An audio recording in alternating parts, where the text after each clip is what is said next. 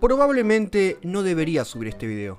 Quiero decir, se acercan los Oscars y me propuse realizar contenido vinculado a las cintas nominadas y lo voy a hacer, pero resulta que Shingeki no Kyojin, Attack on Titan, Ataque de los Titanes o Guarda que están muriendo todos y acá los rubios son muy parecidos, se encuentra próximo a terminar, por lo que merecía esto.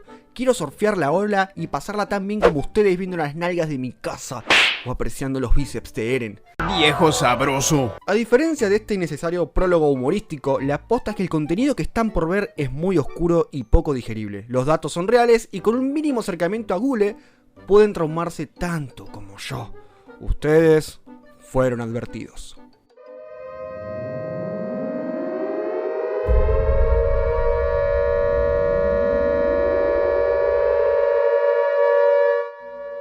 Seen horror, horrors that you've seen.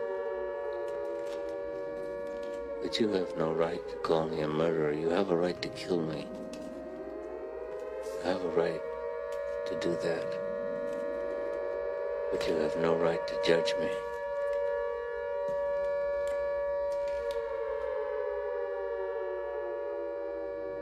It's impossible through words to describe what is necessary to those who do not know what horror means. Horror. Horror.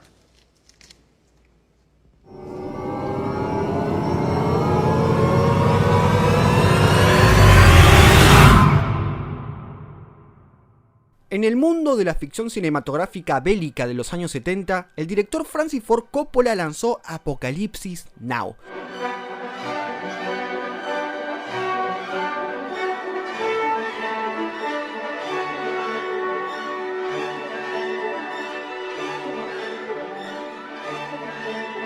La película, más que ser un espectáculo de tiros a bocajarro, es una alegoría al miedo, a la incertidumbre, a los traumas que genera la guerra. El diálogo en off que acaban de escuchar proviene del coronel Kurtz, un tipo que bajó los peldaños de la razón para conocer en Vietnam la selva del terror y las noches de la locura. La inmersión en terreno enemigo, el odio, el miedo, la decisión de convertirse en un contraespejo de lo que alguna vez fue.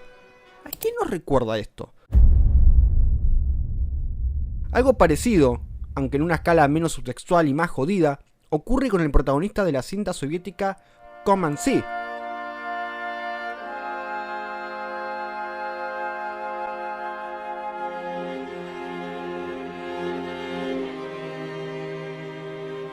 En ella, un niño, Flora, está desesperado por formar parte del ejército bielorruso que enfrentará a los nazis. En un principio, su alegría es total, no deja de esperanzarse con cada recado que recibe e imagina que su aporte será significativo en la resolución del problema. Por desgracia, un niño de 14 años poco podía hacer frente a una tropa germánica impulsada por el nacionalsocialismo. Pronto, Flora es testigo del horror. No quiero spoilear porque es una cinta que si te gusta Shingeki no Kyojin te va a volar la cabeza y estás obligado u obligada a verla. Pero sí te diré que hay violaciones, masacres, gore y la pérdida de la inocencia. Flora pasa de la fantasía a la pesadilla, y de la pesadilla a la desesperanza, y de la desesperanza a la determinación. ¿A quién nos recuerda esto? Eren Yeager empezó siendo al igual que muchos otros protagonistas, entre comillas, un joven soñador con esperanzas de cambiar el futuro. Su objetivo era destruir a todos los titanes y darle esperanza a la humanidad. Sin embargo, al pasar por experiencias traumantes, crudas, dosificadas más de porquerías que de benevolencias, su punto de vista fue retorcido. Fue obligado, por situaciones de la vida, a una vuelta de tuerca. El Eren adulto no quiere salvar a la humanidad, la quiere destruir. El Eren adulto no sueña con la esperanza, sino con la desolación. Y al igual que el coronel Kurtz, el joven Flora, Eren Yeager descendió al infierno y se convirtió en demonio.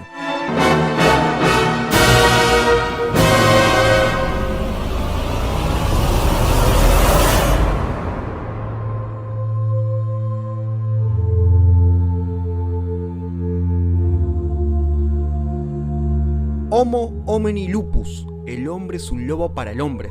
Es una frase que suele vincularse al filósofo inglés Thomas Hobbes. La concepción de Hobbes sobre la naturaleza que hace el humano determinaba que, a grandes rasgos, somos malos por antonomasia. Por ejemplo, si quiero una manzana, voy a obtener la manzana. Y si te tengo que matar por esa manzana, te mato. Si no fuese por las leyes que nos rigen como sociedad, seríamos una parda de salvajes destruyéndonos. Pero en cuanto uno hace un repaso histórico por los hechos que asolaron a la humanidad como especie en conflicto, se topa con episodios repugnantes que le dan la mano derecha a las ideas de Thomas Hobbes. Y no hace falta que viajemos a la época de los grandes ejércitos mediterráneos, sino voltear hasta hace menos de un siglo. Miren, los eldianos son vistos con rechazo, tratados al igual que un portador de la peste negra, marginados de la población cuyos sacrificios resultan significativos en pos de la élite de turno. Llevan una cinta al hombro que los identifica como tales y viven apartados del resto, con un área limítrofe que, de cruzarse, el eldiano será castigado con dolor, o en el peor de los casos, con la muerte. Todo esto puede verse reflejado perfectamente en el episodio 57 del anime. Grisha y Faye Jaeger quieren ver el aterrizaje de un dirigible, aunque para eso cruzan más allá de la zona de los eldianos, sin ningún tipo de permiso. En consecuencia, son descubiertos, entonces tienen dos opciones. Opción A, ser llevados a realizar trabajos forzados. Opción B, recibir un castigo físico. Grisha opta por esto último, eso sí, añadiendo que él también recibirá la paliza en nombre de su hermana. Entonces uno de los guardias, al mismo tiempo que Grisha es apaleado, dice que acompañará a la pequeña Faye de regreso a su casa. Pero esto no pasa. En realidad, el soldado la lleva a ser torturada frente a unos perros que la descuartizan por completo. Es horrible. Y si alguno cree que esto no escapa de la ficción, lamentablemente se equivoca.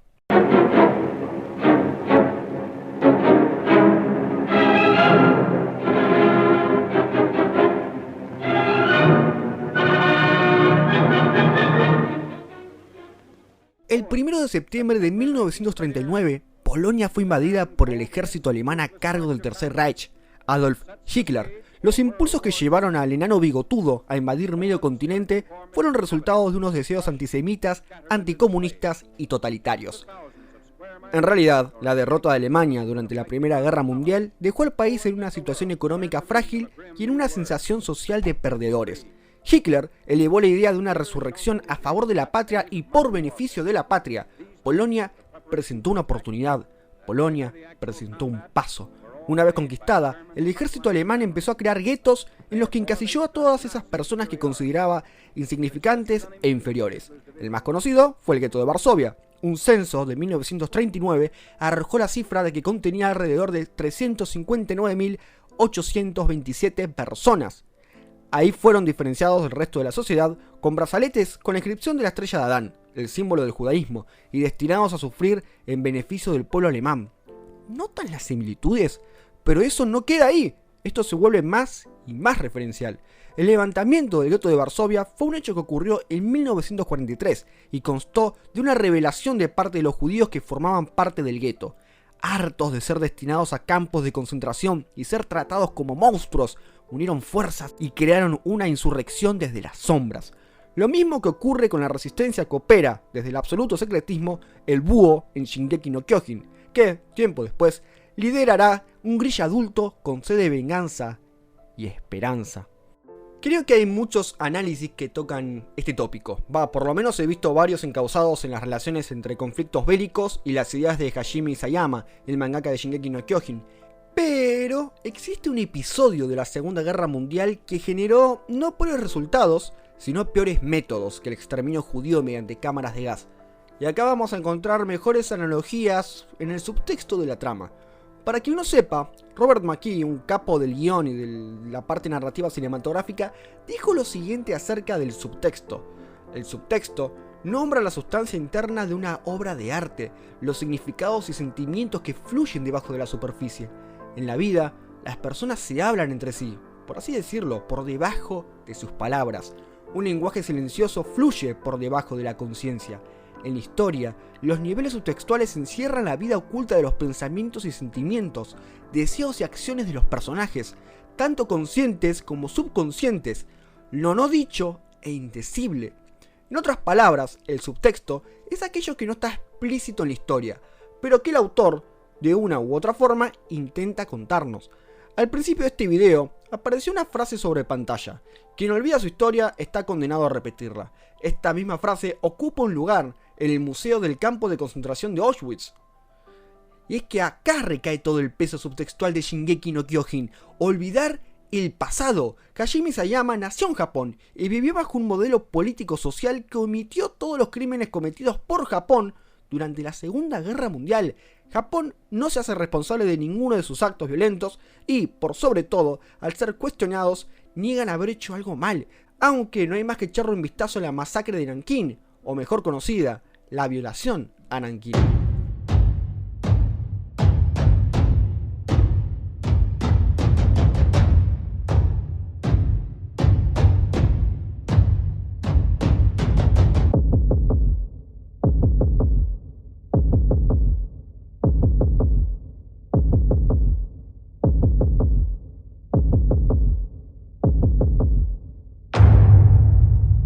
En plenos inicios de la Segunda Guerra, Japón tuvo la intención de conquistar China.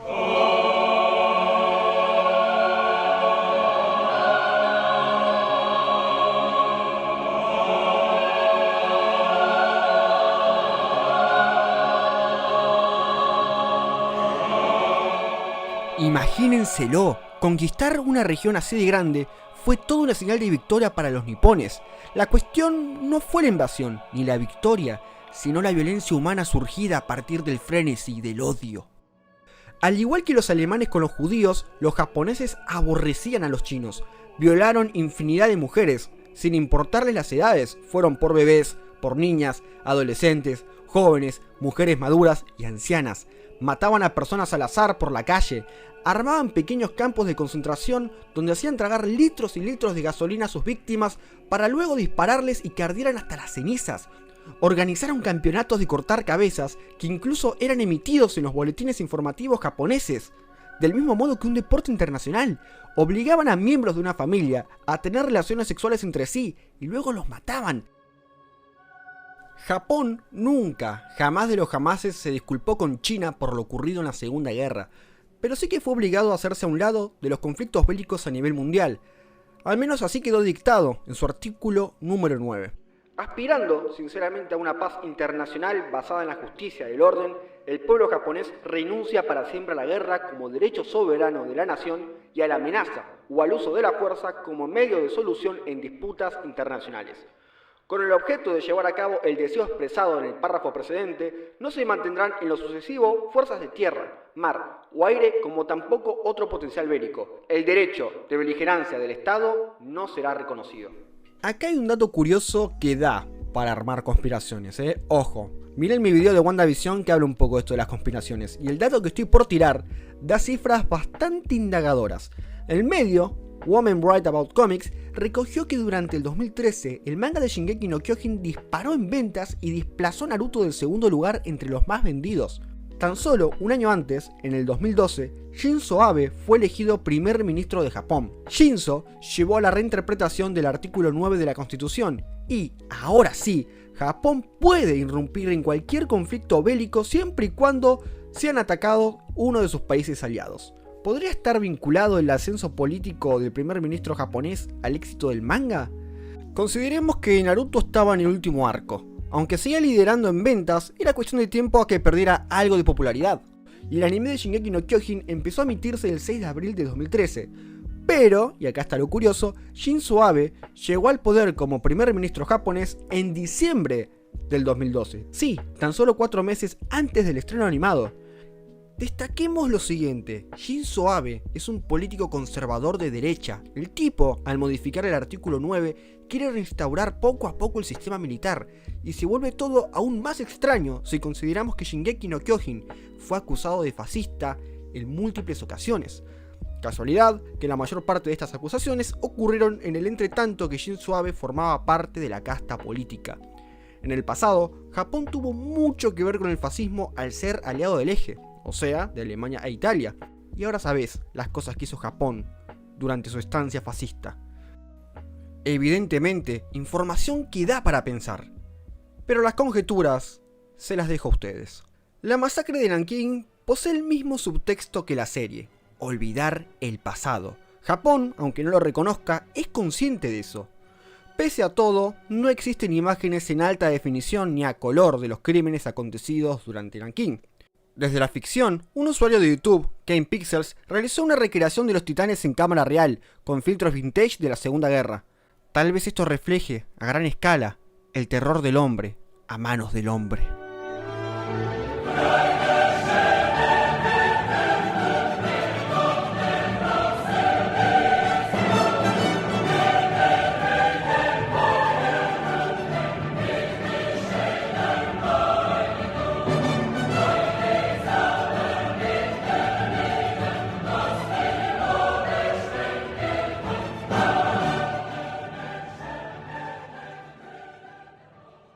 Shingeki no Kyojin muestra que no hay bandos buenos ni malos, y de haberlos, de ser estos polos evidenciados por su manejo de lo correcto e incorrecto, aún así, estaría compuesto por humanos, por personas de carne y hueso que como vos, como yo, realizan acciones a partir de ideales, puntos de vista que pueden arrastrar a un coronel a la demencia y a un niño a la madurez, puntos de vista que condujeron a un filósofo inglés a hablar de la guerra del todos contra todos, donde es necesario un sistema de leyes para controlarnos a nivel social.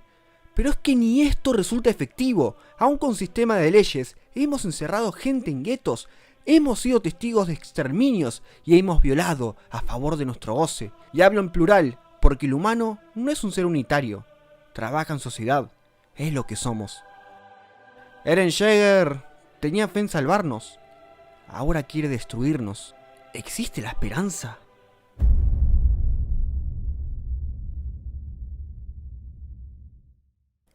Hay una conversación en mi cabeza, un diálogo ficticio entre dos personas que miran el cosmos en una desesperada búsqueda por evitar el nihilismo.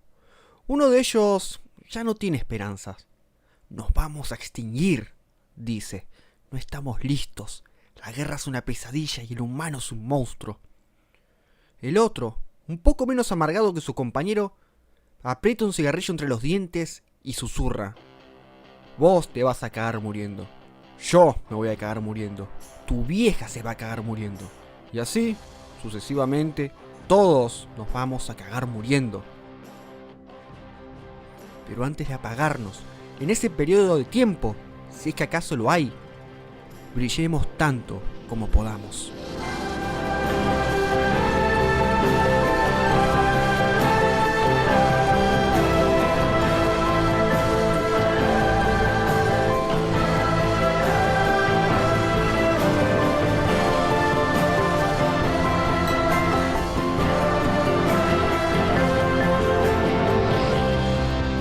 Les aviso que voy a subir un especial titulado Rumbo al Oscar, en el cual analizaré todas las nominadas.